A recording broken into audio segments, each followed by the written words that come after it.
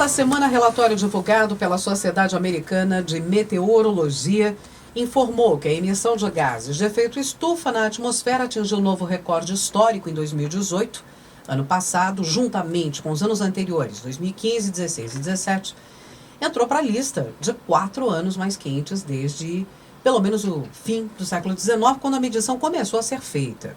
Bom, ainda esta semana, saíram notícias informando que o Ministério do Meio Ambiente já testa o monitoramento privado do desmate da Amazônia, procurando substituir o levantamento efetuado pelo INPE. E ontem a Noruega congelou o repasse de 134 milhões ao Fundo Amazônia, seguindo a Alemanha, que recentemente anunciou que suspenderá repasses a projetos de proteção da Amazônia enviados ao Brasil.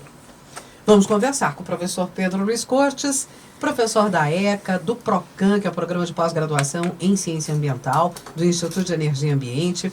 É coordenador da Rede Internacional de Estudos sobre Meio Ambiente e Sustentabilidade e participa do projeto temático FAPESP, Governança Ambiental da Macrometrópole Paulista. Tudo bem, professor? Bom dia, Roxane, bom dia, ouvintes. É um prazer falar com vocês. Notícias ruins. Então, para o meio ambiente. Exatamente. Em 2018, a emissão de gases de efeito estufa atingiu o nível mais alto da história, conforme mostra o relatório Estado do Clima, divulgado essa semana pela Sociedade Americana de Meteorologia. Essa foi a 29ª edição do relatório, que é anual e foi elaborado com base em contribuições de 470 cientistas de 60 países. Ou seja, os dados estão colocados na mesa. Esse relatório ele mostra que o Ártico e a Antártida estiveram próximos do recorde negativo de extensão da camada de gelo, e o número de ciclones tropicais, por exemplo, na Terra ficou acima da média. Ou seja, nós não estamos lidando com uma possibilidade ou com uma teoria das mudanças climáticas. Na verdade, a gente já está lidando com as consequências dela, né? Exatamente. E isso reforça a importância da preservação da Amazônia. Pois a gente já comentou isso aqui, toda a floresta ela é um imenso depósito de carbono. E quando ocorre o desmatamento, esse carbono ele é convertido em CO2 ou metano, aumentando a concentração desses gases na atmosfera. E isso incrementa o efeito estufa e acelera os processos de mudanças climáticas causadas pelo homem. E nós estávamos recebendo recursos internacionais para a preservação da Amazônia, conforme você bem comentou na abertura do jornal, né? Esses repasses foram congelados, infelizmente. E, por outro lado, o governo federal parece que continua brigando com os dados. Em lugar de efetivamente combater o desmatamento na Amazônia, ele resolve trocar de sistema de monitoramento. Ao invés de gastar cerca de 7 milhões de reais, né, que é o custo estimado do novo sistema, o governo poderia aplicar esse recurso no INPE para aperfeiçoar os sistemas já existentes. Cabe sempre a pergunta: o que o governo efetivamente está fazendo para combater o desmatamento na Amazônia? Até agora ele só briga com os dados disponíveis, dizendo que eles não são corretos, que a interpretação está errada, mas efetivamente ele mostra muito pouca boa vontade no combate ao desmatamento.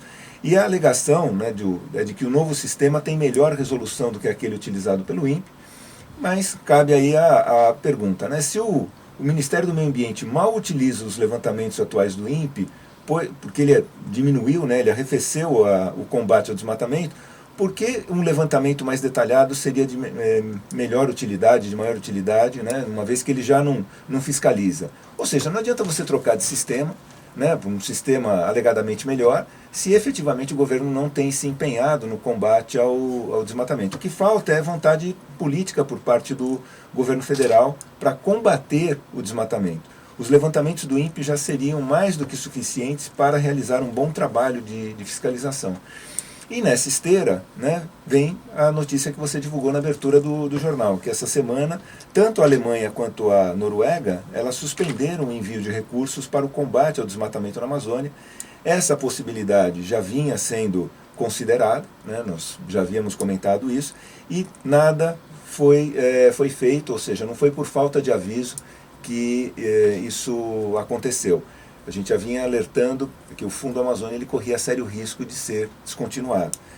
E as respostas do presidente Bolsonaro têm sido as piores possíveis, né? Sempre procurando criar um antagonismo com países que antes colaboravam com a preservação da Amazônia. Como dissemos na semana passada, isso tem preocupado o agronegócio exportador. O governo deveria considerar seriamente a possibilidade de retaliação aos nossos produtos agrícolas na Europa. Se isso acontecer, será difícil o presidente Bolsonaro reverter essa situação durante o seu governo e teremos um impacto muito significativo para a nossa cambaleante economia. Ou seja, nós temos uma economia muito fragilizada, ao contrário do que falou o Guedes, né, que as repercussões internacionais não vão, né, nos atingir. Nós temos uma dependência muito grande da exportação de commodities e principalmente as commodities agrícolas, elas correm o risco de terem a sua exportação prejudicada por conta dessa postura bastante equivocada em relação à preservação da Amazônia, em relação ao desmatamento. Ou seja, o governo está brincando com fogo. Eu já comentei algumas colunas atrás que, no meu entendimento, é como você dar uma lata de gasolina e uma caixa de fósforo para uma criança. O que o governo vem fazendo em relação ao desmatamento da Amazônia é isso. Porque todas as consequências que a gente vinha comentando, não só aqui na coluna, mas, enfim, diversos articulistas, diversos comentaristas na área ambiental vinham alertando, né, elas vêm acontecendo. Ou seja, os países da Europa eles vão começar a protestar, eles vão congelar o envio de recursos e está no radar desses países o bloqueio às nossas exportações para aquele continente. Ou seja, o governo ele está se arriscando seriamente e o agronegócio exportador está extremamente preocupado com isso. Agora, eu não sei até que ponto ele tem poder de interferir nessas visões aí do Bolsonaro, pressionar, né? Uma vez que ele fala e faz o que bem entende sem pesar as repercussões das suas condutas.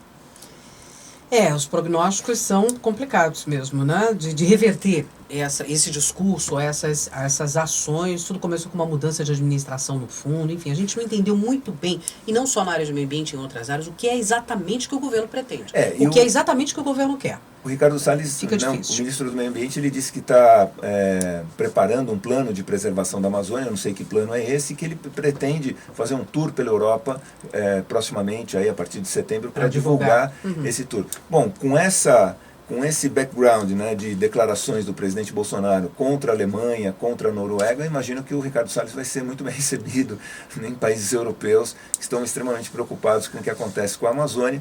E veja que a Amazônia ela tem uma repercussão muito importante no clima mundial e, como alerta ali a Sociedade Americana de Meteorologia, a concentração, né, de gases de efeito estufa vem aumentando significativamente e os impactos climáticos estão aí e a gente tem que lidar com isso. Professor Pedro Luiz Cortes, do Programa de Pós-Graduação em Ciência Ambiental, do IEE, conversa sempre com a gente às sextas-feiras. Vai lá no YouTube, confere o canal. O Ambiente é Nosso Meio. Está tudo publicadinho, todos os temas semanais aqui abordados para você. Obrigada, professor. Eu que agradeço. Uma boa semana a todos. Até a próxima.